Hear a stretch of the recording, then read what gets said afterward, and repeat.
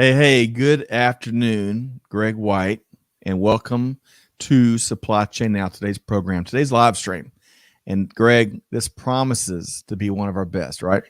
Yeah, if we didn't start off exactly on our game, it's because we were having so much fun in the green room. So, right. So, oh boy, I'm excited about this. Well, we are too, and we're having a repeat guest, big friend of the show, mover and shaker out in industry. We have got Allison Krache Giddens, from president of Wintech Inc., joining us.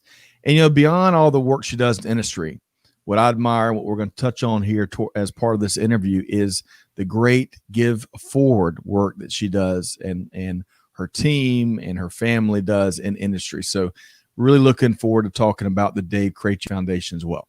Yeah, that's really impressive effort. And look, she's local. I mean, not just local to Atlanta, but her office is not far from where I live. So we were just sharing a little bit about some of the local initiatives, philanthropies, and also maybe a little bit about some local food. Tacos. Yes. You are making me hungry for tacos. So. The number 5 taco joint in America. Okay. All right, Tacos del Chavo. So let's not talk about food anymore, because I am starving. I might eat this microphone. And so let's say hello to a few folks. So first off, it looks like Ben Adam is tuned in via YouTube. Great to have you, Ben. Our friend Pratik, great to have you back, Pratik, via LinkedIn. Hopefully this finds you well. Sandeep is also tuned in via LinkedIn. Great to have you here with us. Joseph is with us via LinkedIn from Freetown in Sierra Leone. Wow. Outstanding, Joseph. Cool. Great to have you. Of course, Davin, you can't have a live stream without the one and only Davin. Great to have you. I don't know if it was Davin or somebody else who was offering up, what did they call them? Like social support Canadians. Oh, right. For anyone stressing about our current situation in the States, they said, call and get your support Canadian right now. I might dial him up, he or she up, before we wrap up today. Yeah. I don't know if there are enough people in the country. Tom Raftery is with us. Tom, have enjoyed your podcast here lately. Look forward to our sustainability focused live stream next week. So great to have you here. Nurfad. So Nurfad, not only good morning and great to have you, but congratulations on your new role. Outstanding. The organization that picked you up, they just landed a huge free agent, an all-star. So great. Congratulations and all the best to you, Nurfad. And keep great the jokes team over coming. there. I've actually talked to a couple of folks at their new company. I'm not going to out them yet until he's ready to, but great. They got a great idea there. Yes. So awesome. Be on the lookout. Jack is with us. Great to have you here, and he loves tacos as well. So Gary's with us. So Gary, good afternoon. Gary shared a little tidbit on social earlier today that he lived in the same neck of the woods as Allison and her family when he was in Atlanta. So we'll see if we can't reconnect the two of them during today's live stream. All right. So welcome to everybody. I know we couldn't get to everybody, but thanks so much. We've got a great show lined up here with a manufacturing thought leader, and we're going to dive into that momentarily. But first, let's hit a couple of quick events. Greg, trivia is back. Back by demand. So, as if folk counting wasn't enough. Now trivia is back. That's right. So our dear friend Jenny Froome and the outstanding SAPICS team, they've got a great event coming up the 23rd and 24th November. I love their hashtag. If you can see it right here, Greg, if I can put my mouse on the right monitor, I've got 17 in the studio now. Yeah, congratulations on the new monitor, by the way. Not just another hashtag, not just another webinar. I love that. Check it out. I am in. Y'all got to check it out. No shortage of supply chain topics, all about, as you see the tagline, achieving a perfect 2020 supply chain vision. Great speakers, great camaraderie, great networking, you name it. And Greg and I, we just signed up to lead a breakout trivia session. And Greg, we're going to be offering up a few of our highlights from speaking with hundreds of supply chain leaders and beyond, really, here in 2020.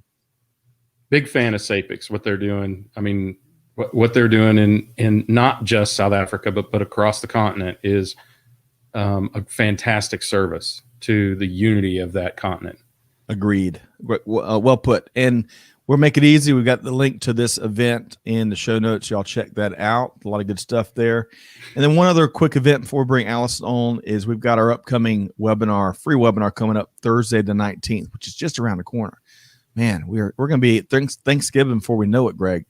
We're featuring Bob Slevin with Open Text, and we're basically getting an update on all the new things that are going on with practical, effective application of IoT. And Bob he's a guru in the space, right, Greg?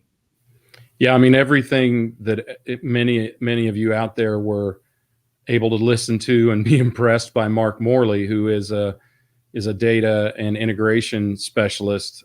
Everything that he is to data, Bob is to IoT. So I'm really looking forward to this conversation. I think IoT is underutilized in supply chain, and there is a ton of applicability there. So, agreed. Sorry, I'm looking at some of these comments. Are you looking at Tom Raftery's not just another comment hashtag? Yeah. Love that, Tom. As much fun as we're gonna have on today's live stream, I bet the one with Tom and Alexis is gonna be really neat as well next week. And Nirfad is making some political announcements in the comments too. So because of the state of our psyche here in the States, I'm just gonna skip right over those comments. I think it's all hilarious, right? I am equally offended by everyone. And Daniel, great to have you here back. Really, we enjoyed his. He was the first one to take us up on our "Let Us Hear You" sound off tool, and he says it's a good day when I can break away from work for an hour for my SCN fix. Man, it's awesome. All right, so Greg, it's legalized in 40 states now, so you're welcome, Daniel. All right, we're having too much fun, and I'm really tickled to have Allison Krache Giddens with us here today. Let's get her in here and have some fun with her. Let's do it. So we'll welcome in Allison, who serves as president of WinTech Inc. Hey, Allison. Good afternoon. Hey, how are you? Been fantastic and better now. And Greg, you had something to say before we swooshed in, Allison. Well, I just wanted, as a quick programming note, right, to remind people, if you really like this, to sign up wherever you get your podcast from. How could you not like this?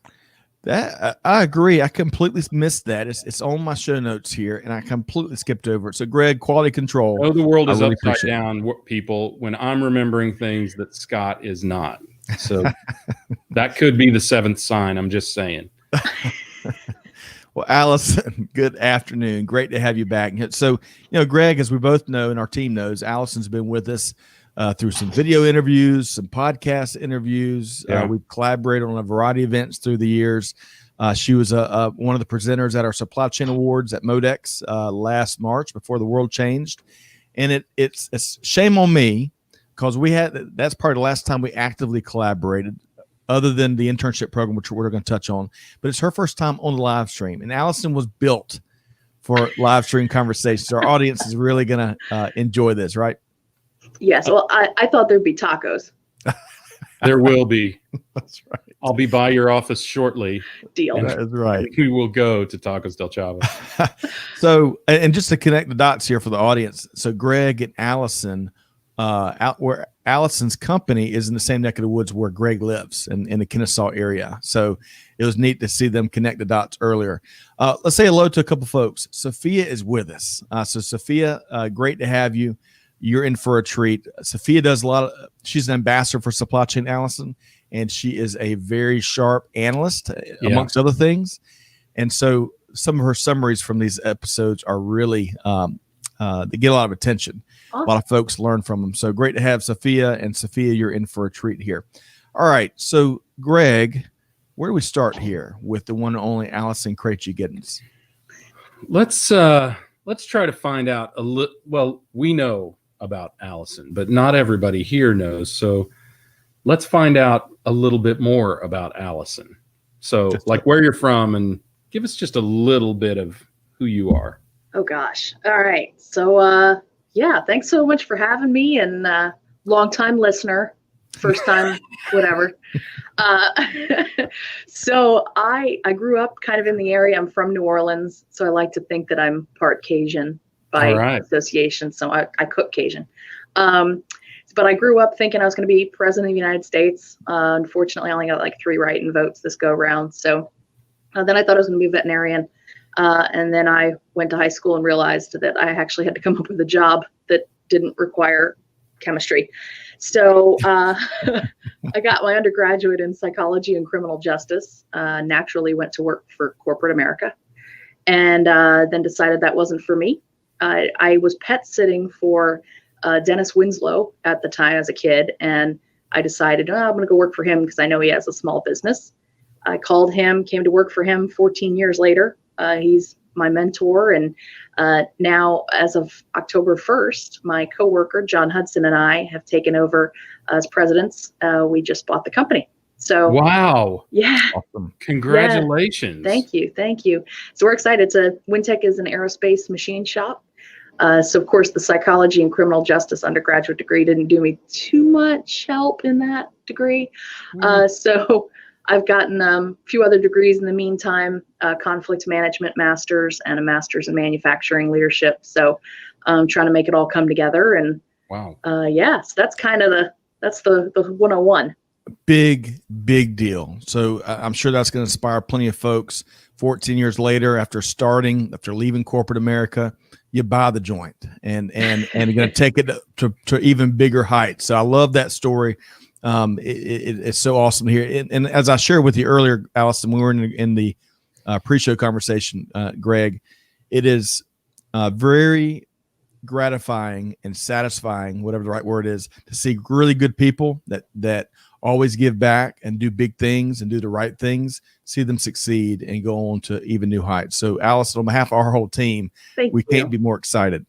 So let's play a little game here. So Gary Smith is a dear longtime friend of ours, a regular keynote and thought leader in supply chain space.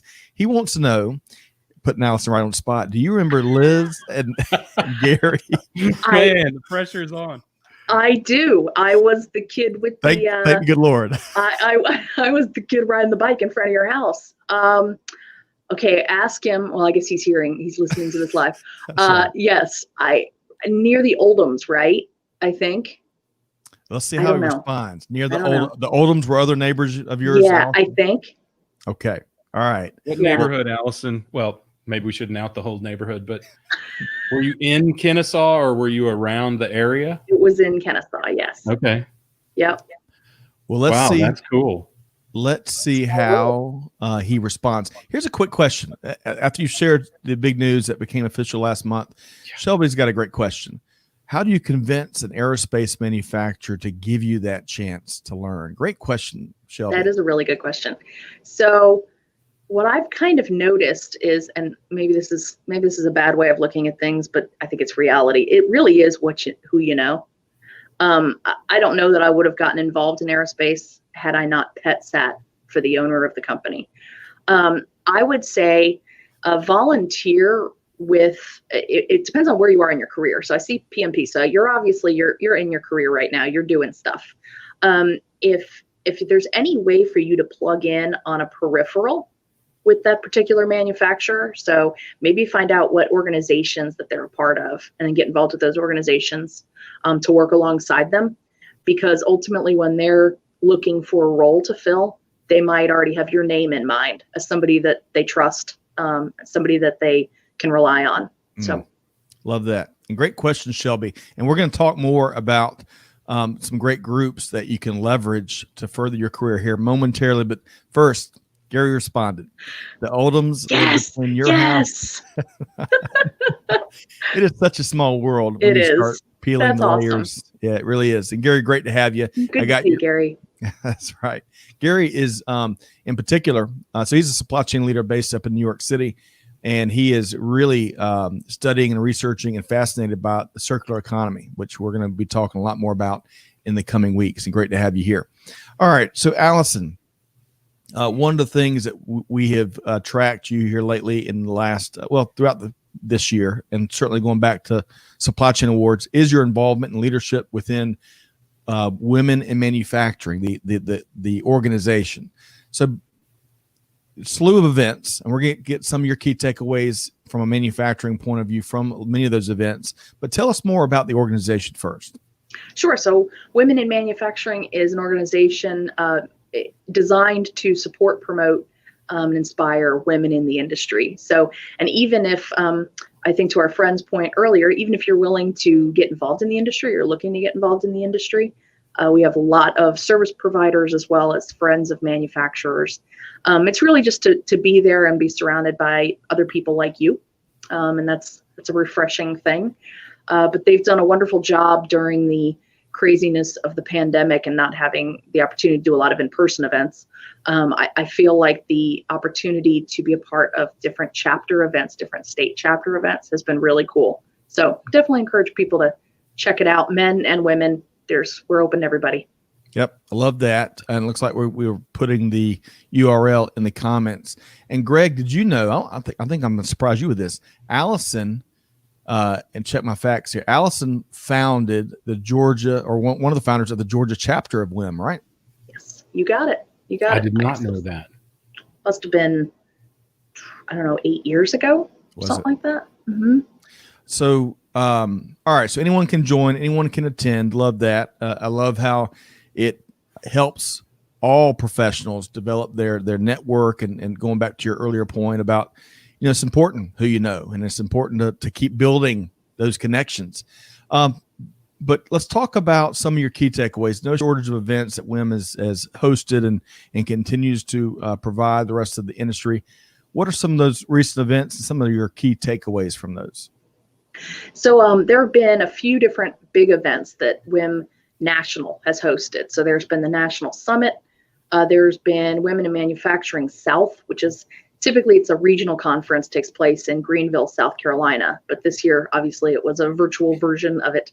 But some things I've been watching as a lot of these kind of knowledge experts come on and speak with, whether it's keynotes or kind of exposing people to new concepts. There are few, I think, themes that I'm seeing. One is that it's all about the employee.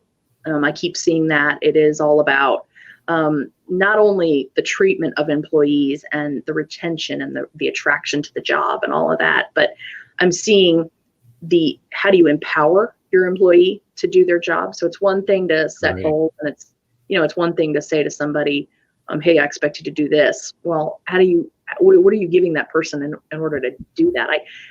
About 10 minutes before the show, I had somebody come in my office and point out that he needs some sort of real-time ability to have ticklers that remind him of when certain things have to happen.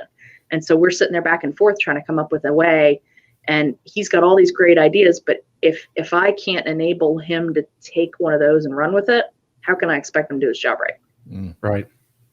Great point. The employee experience too. We've heard a lot about that here in recent months. And Greg, we've talked about a lot how one of the silver linings is a reinvigorated focus, especially on safety of these workforces. But it seems like be a common thread in a lot of our conversations, right? Unlike Allison, a lot of companies really need a kick in the somewhere to get themselves on track to these kind of things. Look, we don't have to pretend that companies are being altruistic about this. A lot of them had to shift their focus to their employees because of this seismic societal disruption, right? And the change in work from home, and also the necessity to apply new levels of safety, awareness and enablement to their employees. So yeah, I mean, it has been a huge topic, and I am a firm believer. I believe this about philanthropy as well. I don't care why you give, just put a crowbar in your wallet and give. And I don't care why you do the right thing by your employees, just do it. And, it's called enlightened self-interest. It's an ancient capitalistic philosophy. So, eventually companies and leaders recognize and acknowledge that all of these things are to the value of their brand. And I think in smaller companies, Allison, like yours, it is part of who you are. But I think companies lose track of that as they get bigger. So it is good that this has been an initiative to get there. Agreed. And real quick comment from Mike Aver, which we had a great chance to connect with earlier this week. Mike, hope this finds you well.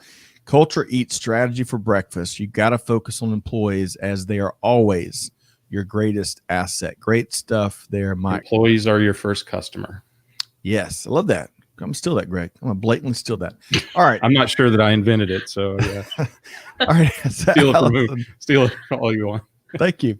Allison, let's keep driving. Let's probably don't have enough time to offer up a lot of your observations here. So what else sticks out? Something that I immediately wrote down, knowing that we were going to chat, and then something I immediately wrote down when I heard it. One of the speakers with ThomasNet at WIM Summit said something that has really stuck with me, and that is to become consciously competent. And it basically said, if something's working, figure out why it's working, and then rinse and repeat. Do that somewhere else. That was something to me, because I spent so much time, on root cause analysis and trying to figure out 5 whys and all that kind of craziness. And we spend so much time, not talking politics. Look at the election. We spend so much time, what went wrong, or what went this for anybody. Okay, well, talk about what went right. Yep. What worked, and then how can you implement that into something else?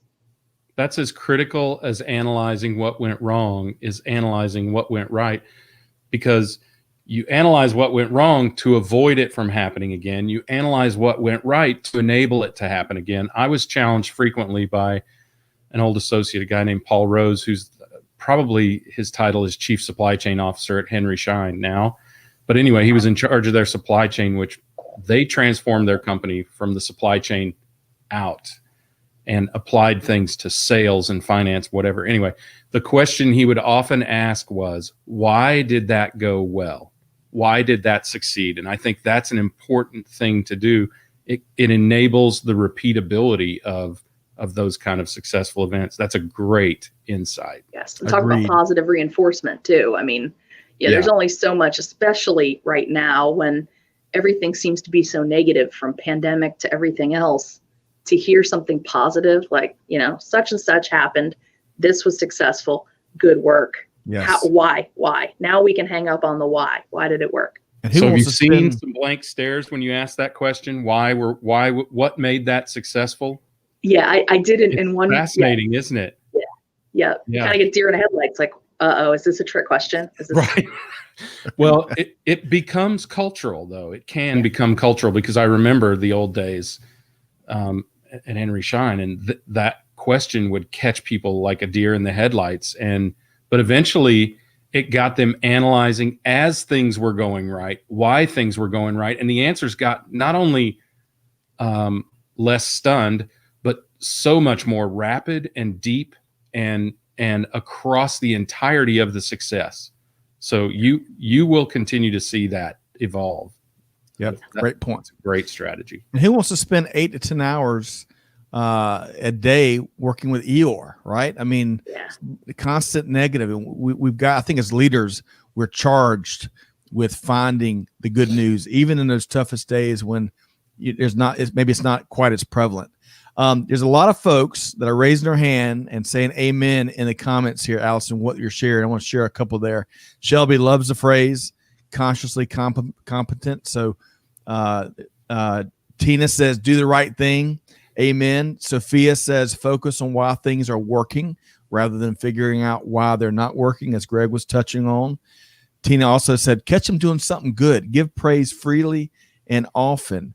And finally, Rich Brown says, analyze what went right, echoing what you both are speaking to. All right, so we got the first church of positive reinforcement here brewing here on Supply Chain Now. And analysis, right? That's critical as well, right? Yes. Good point. Yep. Good point. All right, so what else really sticks out here lately, Allison? Nothing. I had a great time doing there was a Women in Manufacturing South presentation that I made on humor, talking about humor and resiliency. And I think that kind of goes back to the positive side too. Yes. Just kind of talking about how now more than ever, we need to kind of lighten up a little, laugh at ourselves. Again, like you said, nobody wants to be around an Eeyore. Nobody wants to surround themselves with the sad. And there are plenty of ways to be appropriately funny in the workplace without ticking somebody off or offending somebody. So, I love that you pointed this out, because Greg and I always talk, Nerfod in particular. He really brings a sense of humor to the conversation. I noticed that in the comments. Yeah. And it's so, it's so important not to take yourself too seriously, and certainly to laugh throughout the day, right? I think that there's been study after study has proven that it helps you maintain a healthy, mix, Yep. especially manage stress. All right, so here's a question from Nairobi, and Allison, whatever you can share here, feel free to, Sure. We want to protect all your confidentiality, but she says, hey, what are the main WinTech logistics supply chain processes that are directly impacting the aerospace industry? Now, Allison, I know you can read there. I'm reading it in case folks are listening to into the replay. record, reading it into the record. Right. That's right. So, Allison, how would you respond to Nairobi? So I think a great question. There are a couple of things that come to mind. The COVID impact, the pandemic, I believe y'all covered it on your show at one point, the Smithfield ham, kind of that shutdown and the food aspect. The aerospace industry, I've noticed, has been a little bit affected on the side of workforce. So where there are the workforce shortages due to pandemic, we've seen a little bit of delay in lead times for things like materials or specific extrusions that are required for jobs. Something else, I believe it was from one of the speakers from the Women in Manufacturing event. They talked about how those who have been successful through this pandemic have managed to manage their supply chains well, and to kind of project what's happening and to have different sources. So knock on wood, we've been relatively okay on that angle. There are certain suppliers within the aerospace industry that are a sole source, or that have specific part numbers and cage codes called out. So you don't have a choice. You have to go to them. Well, if they tell you, hey, COVID's affected us, 30% of our workforce is out sick for the next 2 weeks, then you're kind of at the mercy of those 2 weeks. I think ultimately what has enabled us to take a breath has been being able to communicate that back to our customer. So we're fortunate to have great lines of communication open with our customers, especially those that ultimately are reporting to Department of Defense. And so the moment we find out of something like that, as much as it pains me, it comes from somebody here in writing, here's what's going on, here's how we're going to mitigate that, here's the game plan going forward. So it's not enough anymore for a manufacturer to send its customer an email or to call them and say, hey, we're running late, you'll see it in 3 weeks. Right. You have to say, we're running late, here's why, here's what we're doing to fix it, and here's when I'll check in with you next. Love that. Greg, I want you to respond here in just a moment, but first to our audience. Hey, if you work in manufacturing or if you serve manufacturing, what are some of the observations that you're having in the industry, especially in this historically challenging year of 2020? Y'all drop that. We'll recognize that as they hit the comments. All right. So Greg, what are you hearing Allison say there? Transparency. I mean, really, that's what she's speaking to is, the fact is, I think a lot of people for a lot of years felt like you had to hide your failures of any size from your customers. And in truth, I can tell you from being on both sides of that equation, knowing is better than not knowing, right? Yes. If you are the recipient of goods from someone in your supply chain, it is much better to know than not know. And the companies that are exposing those sorts of issues and being communicative about it are winning. So, yes. And so critical in your world, you're dealing with the Department of Defense in many cases, right? Sometimes with the prime suppliers, but often directly with the DoD, correct? So mostly with prime. Okay. But still, I mean, you're in that tier of supply chain or of providers in the DoD supply chain. So that's critical for them to know. If an F-22 is on the ground and it needs gear or a gear part that you are providing, they are waiting to put that, whatever it is, $400 million aircraft in the air for that nut, bolt, right? Pin, whatever it is. If it's impacting being fully mission capable, right? That's right. The Air Force looks to maximize and optimize, because that's how they project force. So really quick, Allison, Greg's got some questions around, I love this internship program. We've got some comments also that we're going to reference, but really quick, we were talking about CMMC in the pre-show. Explain that to our audience that may not know. So yes, definitely. And this also answers that previous question. Another challenge that we see in the aerospace industry, CMMC, for those who have not been hearing the buzzword, it's the Cybersecurity Maturity Model certification is that last word. To me, it's kind of like ATM machine. Like it's kind of, you know what I mean? Like that M is already machine. So why would you say machine? But anyway, so the CMMC. Yeah. But yeah, so anyway, so it's basically NIST 800-171 on steroids. It's Uber cybersecurity central. It's requiring everyone along the DoD supply chain, from your primes to your small mom and pop shops, anybody dealing with CUI, which is controlled unclassified information. Anybody dealing with that stuff has to eventually become CMMC.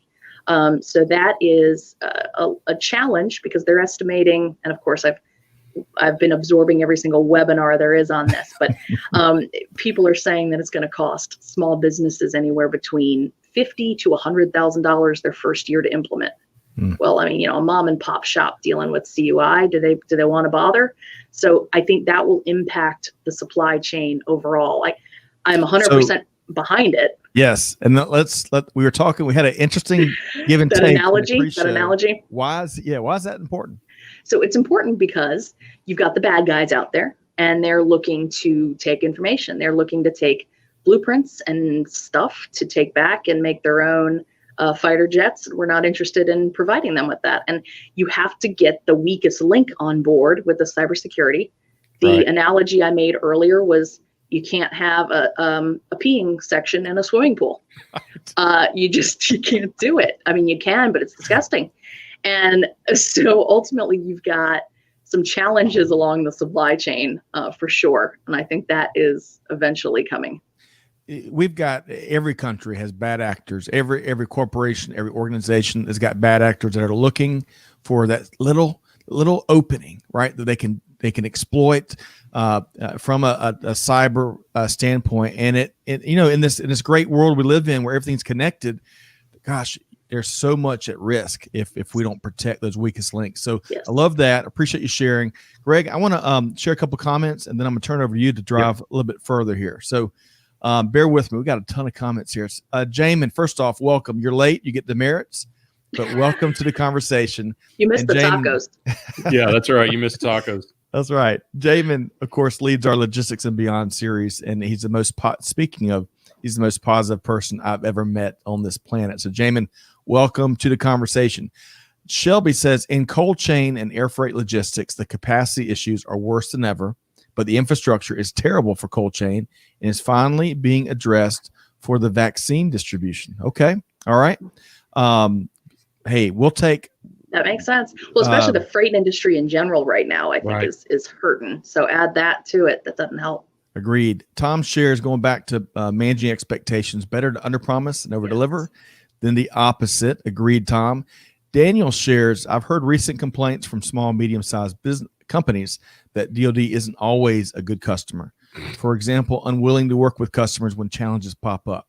Any challenges you see there? Now, Allison, you can say, hey, happy to take it offline, or if no, I'll answer it. What the heck? Okay, go right ahead.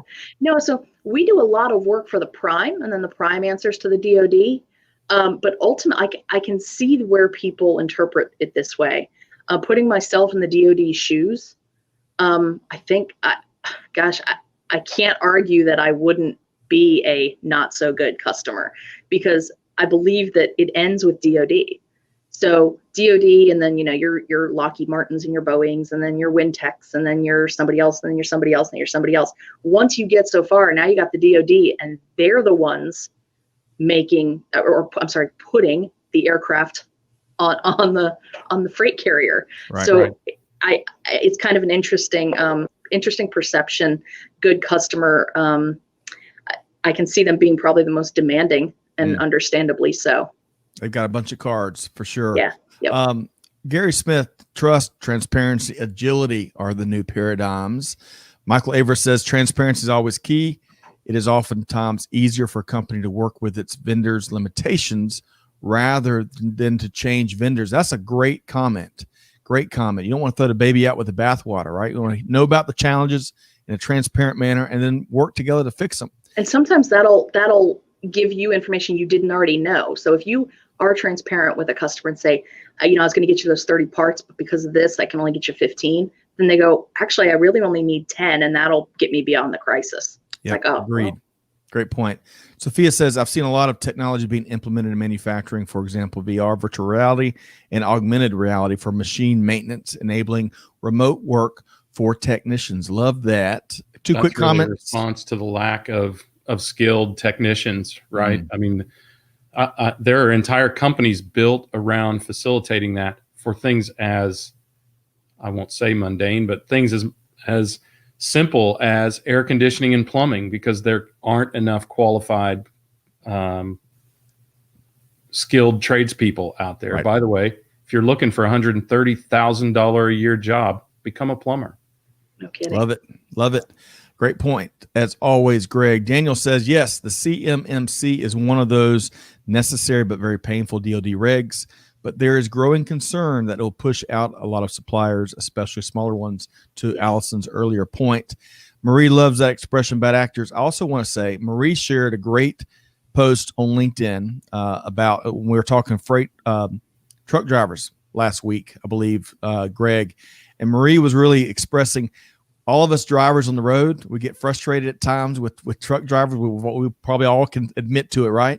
And Marie was basically making the point, hey, let's be a little bit more empathetic and be willing to kind of see where they're coming from. And most importantly, appreciate what they do to keep things moving forward. So great to have you here as always, Marie. Finally, Rich has agreed communicating bad news to customers with actions to correct and recover builds trust and credibility. Greg, we've got a lot of other comments, but I know we also want to dive in deeper with some of the great things that Allison's doing to give forward. Yeah, I'm as you can probably expect, Scott, I'm going to go off script here a little bit because I'm fascinated by your new role as president, relatively new role as president. And I think you mentioned that, is it a co-presidency that you have now? Yep. So how long do you think until you're the sole president? Never. I'm just kidding. You don't have to answer that. Because we know it won't be very long. Yeah, no, right. No. There's a coup coming anytime. No, we have an awesome partnership. So John and he knows all the stuff I don't know, and I know all the stuff he doesn't know. Yeah, that's so he's got that technical brain on the shop floor. He can make anything happen. He can pull the strings and quote the work, and then I'm on the operations side, and I'm the one saying, hey, we spent this on this. What can we do to make this better? Yeah, that's fantastic. So. Though in all seriousness, I mean, you're in the DoD supply chain. You're not a prime vendor. And for anyone who doesn't know, prime vendor is the one the DoD writes the checks to. The prime writes the checks to everyone else who may supply the parts through Lockheed or whomever else, right? So just so everyone knows that. But as you are in the DoD supply chain, there are certain structures of the company that I hope that you are using to your advantage. Such as the percentage of ownership that a particular partner might have. So are you? We are a woman-owned and veteran-owned. Outstanding. You got it. Outstanding. Because, I think that is an important initiative for our government entities to be able to spread the wealth, right? And we work, as you're probably aware, with Kevin L. Jackson, who works with supplier diversity programs all over the country. And I think it's great that companies get the opportunity to take advantage of that. So that's outstanding. And first of all, great wishes to you because one, what you're doing is a matter of national security. And as you said, they have the ultimate responsibility to the Department of Defense. And that's why sometimes they're not the best customer, because they can't compromise. Right. All right. But you are an altruistic leader, and you are doing some altruistic things, despite what I said about other larger companies, right? So you have an internship program that you're nurturing. So tell us a little bit about that. Sure. So I'm referring to it as the Accidental Internship. It was supposed to be for 2 students live in person starting in April. COVID hit. And I kept putting off, talk about, transparency with your customers. I kept putting off calling this teacher to tell him that I was going to cancel his internship. And right before I was about to call and cancel, another teacher friend of mine messaged me and said, hey, you got room for a couple students because the pandemic canceled their internships. In hindsight, I'm thinking, what, you were going to put them in here? But wait a minute. So I called both of them and said, yeah, I've got room. We're going to do a virtual version of this. And within a weekend, I went home, told my husband, I said, I have an idea. And he responded the way he always does, which is, uh-oh. Yeah. And I spent the weekend coming up with this curriculum. My mom is a professional educational consultant and former executive producer of a series for kids. So I grabbed her brain and I said, okay, here's my idea. What do I do? And so basically it was Scott, I think you were on it too. We had 18 days worth of presentations in tiny chunks. So we took an hour every day for 3-4 weeks, and we brought on a thought leader from pieces of manufacturing industry. So we had Scott on for supply chain. We had an engineer that I met over in the UK, Ram, who's awesome, to come on and talk about sustainability in engineering. We had somebody come on to talk about the aesthetics of architecture and the outside processes involved to pieces that are manufactured on outside buildings. We talked about, we had our shop manager on, our quality control manager. It was a blast. These 12 students were so sharp. And we were talking earlier in the green room, is that the questions that they were asking, I mean, they were such good questions that I was having to sit there and pretend like I had heard them before. Allison, real quick, Greg, you and I always talk about how our audience brings it, right? Every single time. Very sharp. Well, these these young adults that Allison gathered for this program would fit right in. I was astounded with just how sharp and with perspective and context their questions were that I got. So rewarding experience, Allison. Kudos for putting it all together. So were these high school or college students? High school. It was all rising juniors and seniors. Wow. Yeah, and the only stipulation, it was from 4 different schools in the area. The only stipulation is that they had to have some sort of interest in manufacturing or engineering. And that was it. And it was great. Some of the questions that they were asking on pandemic impact of supply chain. Later on, when we had presentations, and the students gave presentations on something that they found fascinating in the industry. It was a lot of fun, and the presentation levels were insane. They were, we had several judges that were they were friends and colleagues. One particular friend who used to work for Tesla was on, and she ended up offering to connect one of the students to one of her engineers at SpaceX. I mean, you can't buy that. Yeah. Just crazy stuff. Well, I think you ought to call it an intentional more than accidental internship, because I've got to tell you, I have been in and run and created internship programs that didn't have 16 rounds of intentional education in them.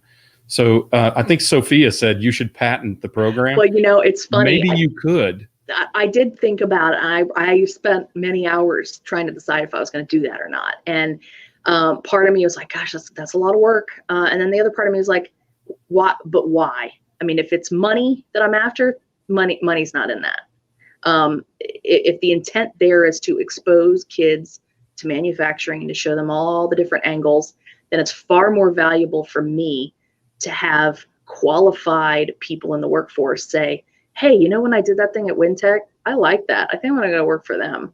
I'd rather have the best and brightest, because they're going to make, if you're going to talk money, they're going to make me a lot more money in the long run as an awesome employee. They even said, do it. Do it. So impressive. I mean, that's more intentional than I have seen some Fortune 500 internship programs. That is really, really impressive. Well, I'm sharing it with others too. So if people want to connect with me, I'll be happy to kind of give you a 101, and you can implement, you can do a version of it. Yeah. If it means that more businesses can copy this and expose it to other people, then great. Then that's a win. Allison doesn't mail anything in, Greg. Allison doesn't mail anything in. It gets done right. And so I didn't expect anything less, having participated in this program. The only thing I was surprised by, and I shouldn't have been, was just how sharp and the questions. You know, folks ask a great question, it shows so much intellect, and it shows a lot of times so much experience. And these young adults were they met the standard for sure.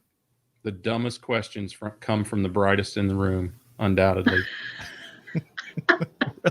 Really? I mean, right? It feels like that. But you know, that's so impressive. So you shared with us some of your takeaways from that. Any bright spots, bright moments, aha moments for you from that experience? I think that as I plugged people in and speakers into this program, and then as these students came on screen, I really started to recognize that you can't be what you can't see. So if you've got a female student who is on this kind of talk or this kind of program, and you've got another female in an industry that you're kind of thinking about, you start to relate, you start to see them. And so I've been a lot more intentional now with some of the other peripheral virtual internships and things like that I've taken part in just as a guest speaker and such. But I've been a lot more intentional trying to make sure that I know my audience ahead of time. And that way I can be sure to make sure that the audience is like them. So yes, we do need to diversify things and make sure that there's a voice for everybody in the room, but we also need to say, okay, who needs to hear this message from somebody that's like them? Allison, what's the toughest question you got? The toughest question I got. Okay, so this was during presentations, and it was, picture you got 12 high school students, all incredibly bright.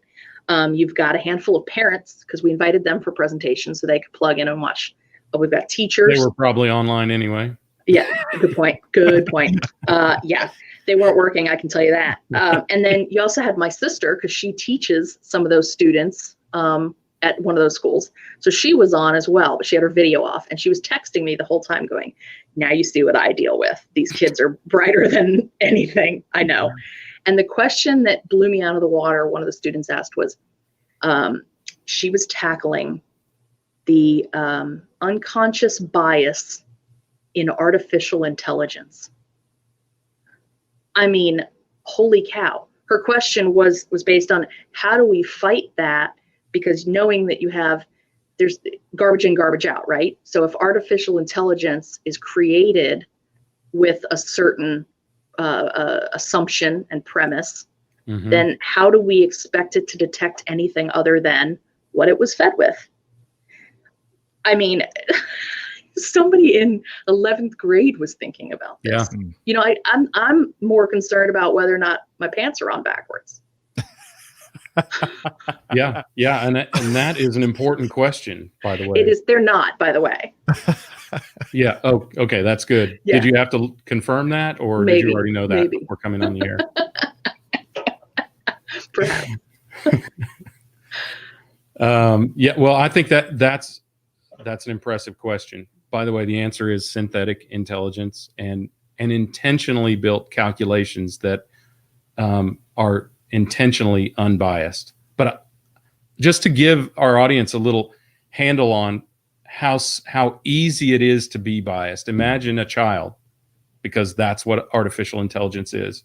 And if you only show this child, artificial intelligence, men's shoes and say those are shoes, then when it sees women's shoes, it doesn't recognize them as shoes. So it's as simple as those kind of things. If you only show it men as doctors, it doesn't recognize a woman in a white coat as a doctor. So it's unconscious. regardless of what one of Scott's friends says, that is an unconscious, unintentional type of bias creation, but still bias. And it is difficult to fight, but it's something that we have to be very intentional about. Wow. For a high school kid to think about that is so impressive. Unlike an accurate forecast, unconscious bias is very real. It's a very real thing. And we were talking about on Stand Up and Sound Off last week, Greg, really, if you, and this is my challenge to the audience and just based on my own personal journey, right? If you don't believe it, you need to search your soul and really search and look intrinsically, internally at how you perceive things and really observe that. I mean, really be real intentional and deliberate about it because it's really a real thing. And if you're honest with yourself, you'll pick up on it and find ways of overcoming it. It's human. So, all right, I want to share a couple quick things, Greg. I would love to dive in deeper in this topic with you, Allison. But again, outstanding, very astute a group of young adults you had come through the program. Jenny Froome is with us. We want to say hello to Jenny really quick. Jenny she forgot the hour. I love how honest she is in the comments. Jenny, great to talk with you this week. We mentioned your event y'all got coming up on the front end of today's session, and we've got the link in the show notes. So great to have you here as we chat with Allison. All right, so Allison, I want to share, moving right along, start to wrap this up. Unfortunately, I want to share one other way that you're giving forward, and I'm running out of fingers and toes trying to track all of the things that you're involved with, where you're really moving the needle and making a difference. But this is a really special one. So tell us more about the Dave Creachie Foundation and the why there. Sure. So the Dave Creachie Foundation helps local kids play sports when their families can't afford the fees. We're based out of Metro Atlanta, and we've helped, as you can see, 875 kids through all different types of leagues, organizations, schools. The organization was built on the notion that a person doesn't truly die as long as you say their name. And it's kind of, I believe, an old Native American saying, but my dad passed away in 2009 very unexpectedly. And when he passed, my mom, my sister, and I, we were like, well, what do we want to do in his honor? What do we want to do in his name? He was a sports nut. And he was also somebody who would help people and never take the credit. You'd never know it was him. So we thought, well, this would be fitting. So I'd been volunteering with some local softball leagues, and it kind of expanded from there. So we have an application process. If you're in the Metro Atlanta area, check us out online. We've got a Facebook page too. Very simple application process, but we verify it through certain channels in the community so that we can verify the true need and help kids out. And we're anticipating in the spring, once spring sports start back up, we're anticipating being pretty busy because it's a challenging time for a lot of parents, and sports are expensive. So it's so important. I heard it at an online event a few weeks ago. The importance of allowing kids to be kids and finding ways of making that happen. So, hey, anyone in the comments and audience today, if you're looking for really impactful initiatives that don't spare a single penny in terms of putting it towards the good they're doing, check out the Dave Creachie Foundation. And I'm going to pull that up one more time. If I can work the buttons here, DaveCreachie.com, Dave, and then Creachie, KRACH.com. 875 local kids are playing sports thanks to the leadership and the contributions that this powerful organization is doing. So get behind it and let's let kids be kids, right? You got it. All right. Greg, we knew we were in for a fast-moving, informative, and fun conversation with Allison. And I can't believe that we're almost at the top of the hour, the bottom of the hour, whichever one it is. And we've got to kind of start to wrap it up. I guess we have to. Before I give kind of a analysis here, Allison, I have to get a little bit more information out of you. So since you are from Louisiana, you probably know the local Cajun restaurants around. Mm-hmm. Which is your favorite, and what dish? I have to go with my mom's house. Oh, that's unfair. Come on. Okay. All right. Henry's in Ackworth is excellent. Adele's, I believe they're in Canton. I don't know. I might have made that up. There are, really, I need a killer jambalaya. You do. Yeah. So I don't know that I we'll really be want right to go over. anywhere to go get it. Got time to wrap it up, Scott. And I'm really quick. Speaking of AJ's Po' Boys, have you ever been there in Wait, Marietta? Where? It's in Marietta, east of the Big Chicken. Ooh, on okay, I'm gonna have to check Roswell that out. Street. So my good friend Steve Payment, who is a real live Cajun, says it's the best po' boy you'll get outside of Louisiana. So all right, note to self. Yeah, noted, right? Well, you mentioned your mother earlier, really quick to cut in. I think she is with us in the comments, Allison. Oh, man, it's a good thing I didn't say anything bad. So hello, Miss Creachie. I love what you're doing, and I love how y'all work together to help so many kids. And by the way, Greg, yes, if there's any other time in the week that your mother might have available, we're looking for some production expertise. Greg, right? Well then, production and good food always. So well, Creachie Media can help you out with that, I'm sure. Okay, awesome. Hey, well, while we have Mrs. Creachie here, let's brag on her daughter a little bit. So first of all, the thing that hits me so hard is your desire to educate and to involve and to ignite the younger generations. And I think what you're doing with the Dave Creachie Foundation and also with your internship, your amazing internship, which by the way, I want a copy of at least the framework of that thing. Absolutely. What you're doing there is fantastic. Aside from that, the knowledge that you have around supply chain, your ascension to the throne of a supply chain company in the DoD supply chain, so impressive. And you are, the opposite of if you can't see it, you can't be it. You are the if you can see it, then you can be it person. So I'm happy that we're able to hold you up. And by the way, if you want to hear more about Allison, she did a full access episode some time ago. It was episode 129. Can you believe that I know? Nice. What? You just pulled that out of thin air. I went back and listened to it. Scott goes, "You're going to love Allison." I'm like, okay. I only saw you at the Supply Chain Awards, so I went back and listened to it. Cool. And I can confirm I do love Allison. So go back and listen to that. Also inspirational, educational, exactly the kind of leader we need today. So that's my big takeaway, gang. Very nice. You said it better than anyone could. And I can't agree more with what you just shared there. So very special person. Allison, our whole team's enjoyed the different things we've collaborated on. Love what you're doing because it's about action. It's about action. It's not lip service. And these kids and others are benefiting. So thanks so much. Thanks for having me. You bet. And let's make sure. Tom was asking, what's your mother's address and what time could we all be expected? Hey, Mommy, can we be there at 6? Does that work, Mom? Right. So let's make sure folks can connect with you because you inspire a bunch of folks, and I bet you're going to get some inquiries. So how can folks connect with you? Definitely. So best way to reach me is through email, akrache@wintech.net, and that is AKRACHE @WIN-TECH.net.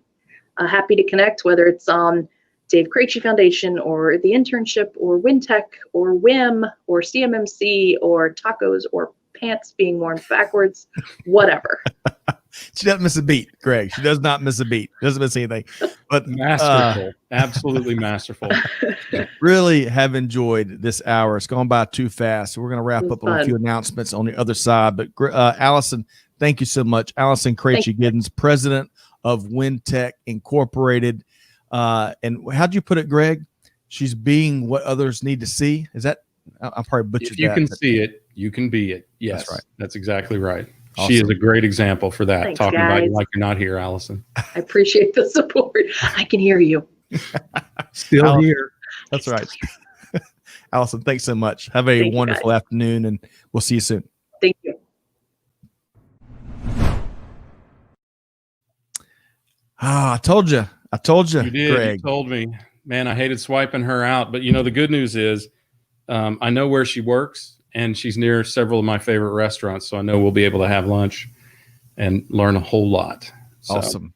More folks need to hear her story and her perspective, and get behind the great things that she's doing for industry and local community, but also the industry. Jenny says, thank you for all that you do. Tough year for everyone, especially the not-for-profits all around the world. Thanks for making this online eventing thing more exciting. Love this community. Jenny, we love you. And to hear stories like that, I mean, that's why you do it. You talk with people that are doing stuff and not talking about stuff. That is the secret sauce. All right. So, Greg, I'm going to surprise you with this. Oh, gosh. I'm going to surprise you with this here. So I love this episode. So before we went live here today, I had about 17 minutes free, and I've got about halfway through the conversation that we released today on Tequila Sunrise with truly the one and only Kevin L. Jackson. Yeah. Imagine the things that we could do in this world by teaming up Kevin and Allison. We could move mountains. Yeah. But this is what a great story. Kevin's been on before. We've got a big new series we're launching with Kevin in the weeks to come. But to hear him in the first part that I listened to today, talk about being in fourth grade and right outside his classroom, KKK parades were taking place, and how he had classmates bring a microscope to show and tell, and all of his classmates were able to use it. And then when it was his turn, his fellow students said, "I don't want that blank using my microscope." And to hear him share these stories, I think you said it's appalling. It's beyond appalling. I can't think of the right word, but the interview is absolutely fantastic, and your approach at it is a great episode. Well, Greg, thank you. Tell us I've talked enough here. What was your key takeaways from this, and how can folks find it? There is not one damn thing you could put in front of Kevin L. Jackson to stop him from going. He was completely undaunted by that. I mean, even I tried to draw, what did you take away from that? How did that motivate you? Or, and it did motivate him, but it didn't anger him, and it didn't distract him. And, the statement that he makes probably later in the episode than you've listened yet, Scott, is essentially, don't let anyone else define you. And if there is not a more poignant statement at this time on this planet, I can't imagine what it is. Don't let anyone define you. Right. And he was raised right. I mean, he clearly was, but also an incredibly talented individual. Scott, if you were only 17 minutes in, I might not have been done with all of his accolades and accomplishments, because that picture you took was after 22 takes of trying to condense what is a 63-minute interview into, well, we had to break it into two parts, but I had to try and break it down and tell people about it. And ultimately I had to cut it down to so few things just to be able to make a promo video for it. But inspirational. The second half of it is about business and other things, and that's coming in the next week. So yeah, listen up there, because it is important. It's inspirational. It doesn't matter who you are. You will be inspired and driven, like so many of the guests we have on Tequila Sunrise. So we've had an African-American leader, right? We've had a founder whose family escaped from Cuba, real tyranny, right? We've had women leaders. We have had a kid who got Ben Gordon, who got the crap beat out of him in school and was constantly bullied. I mean, we have had people who have gone through incredible difficulty to become some of the most successful people that we all know. And that the overarching theme that each one of them has is give yourself some grace and don't let anyone else define you. And I think if you can do those couple of things, you can only win. Love it. I love this new element that you've baked into Tequila Sunrise, because as much knowledge you bring to the table from supply chain tech and the entrepreneurial journey and M&A activity and all that stuff there, I love these interviews because it's a great mix of some of that niche with people that have these fascinating stories to tell that will inspire you and really encourage you to go and do more and be more resilient. Yeah. So where can I hadn't intended it to be inspirational to people, but I've gotten so much feedback that it is, and it is to me as well. So I'm glad for anyone who's uplifted by that. It's not all about tech. It's about the struggles of human life. It's about the struggles of leadership and entrepreneurship. It is also about how you translate that into your own type of greatness. Yeah. And I really enjoy it. It's part of your purpose now. Well, it is. And it's really uplifting for me, frankly. I mean, I would do it if nobody was listening. And sometimes I do it like nobody's listening. So any apologies for offensive language that you might hear. But great episode. But yes, you can find that wherever you find your podcast. Subscribe. Or as Scott Luton coined the phrase, imbibe, subscribe, and enjoy the vibe. That sounds like something cheesy and hokey I'd come up with. So Shelby, we knew you were asking that question and Greg just answered it. So thanks so much for being a part of this conversation today. Appreciate your questions and hopefully you check out that episode and who knows, maybe we'll get you lined up on a future one. All right. So let's do this. Loved all the comments today. Allison looks like she's jumped in and is addressing some of the things that were said. Really appreciate that. Loved all the. She's supposed to be getting us a table at Tacos del Chavo. What is she doing?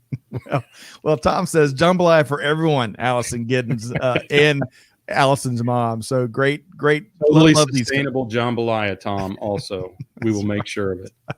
Nothing goes to waste. Nothing. All right. So Jamin says podcasts like no one is watching. Love that, Jamin. All right. So everybody, we really enjoyed it. I know we're over a little bit. Hey, here's one more challenge for you. We have got this neat little toy here where we want to hear from you, right? We're all about amplifying the voice of global supply chain.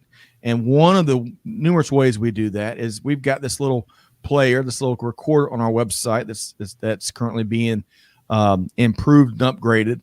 Go to that. That's the main site. On the right hand side, you'll see that little black tab. Click on that and share what's on your mind. Tell us about what's not getting enough attention. Tell us about what you took away from Allison's story and journey today. Listen to Tequila Sunrise, especially that one with Kevin L. Jackson, because it's really much like Allison's story today. It's very special and inspiring. Tell us what it meant to you, whatever it is. Speak up and sound off so we can hear you and share your voice with the rest of our audience. So, and then finally, Greg. Yes, sir. I'm listening. I know you are. Radio is dead here at Supply Chain Now. Yes, right? It is.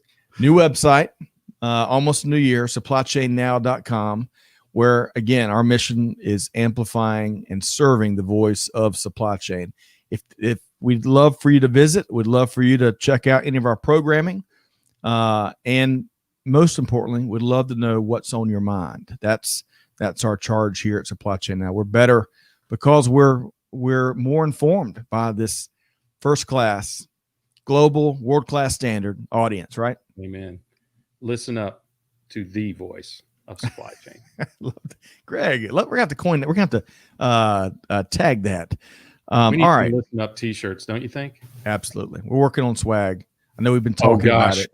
I mentioned swag. Oh man, I'm going to get 1,000 messages now. It's coming. It is coming. I promise you. We're trying to make it easier really for our audience and the team and kind of have a third-party fulfillment source. So it's coming. It's coming. All right. So really enjoyed this one, just like we knew we would. Allison Krache Giddens is a wonderful conversation always. We're going to have her back on Full Access and take a deeper dive because so much has changed, right, since we sat down last time, Greg. We should do a remote recording. Agreed. Yeah. Maybe with her at and her mom's house eating jambalaya. Yes. Let's do that. That's right. Well, hey, to our audience, we enjoyed Gary, it. where's her mom live? Sorry. Trying to sign off, Greg. I'm trying to sign off. Okay.